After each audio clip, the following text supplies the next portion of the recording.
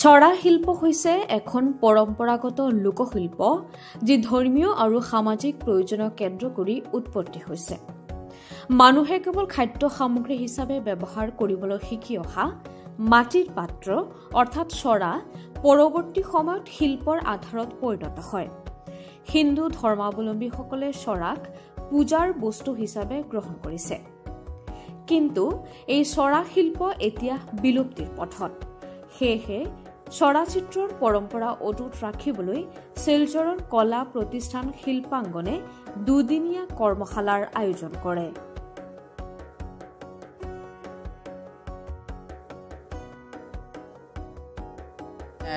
মোৰ নাম ডক্টৰ ৰাজকুমাৰ মজিনদাৰ। মই ইয়াতে ডিপাৰ্টমেণ্ট ভিজুৱেল আৰ্টৰ এছ'চিয়েট প্ৰফেচাৰ। প্ৰথমতে কওঁ, এইটো চৰা পেইণ্টিংটো, চৰাটো হৈছে মাটিৰ এটা শ্বেপ, য'ত লক্ষী পূজাৰ সময়ত সেই চৰাটো লৈ ঘৰত পবিত্ৰভাৱে পূজা কৰা হয় বা সেইটো ঘৰত ৰখা হয়।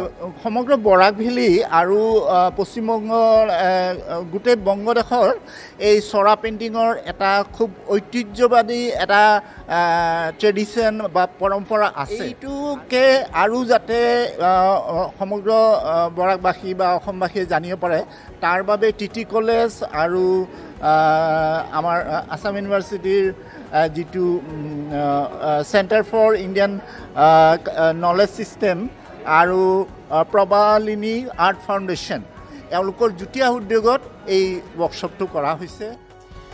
শিলচৰৰ টিচাৰ্ছ ট্ৰেইনিং কলেজত দুদিনীয়া পৰম্পৰাগত চৰা চিত্ৰ কৰ্মশালা আয়োজিত হয়। তাত 100ৰো অধিক প্ৰশিক্ষাৰ্থী অংশগ্ৰহণ কৰে।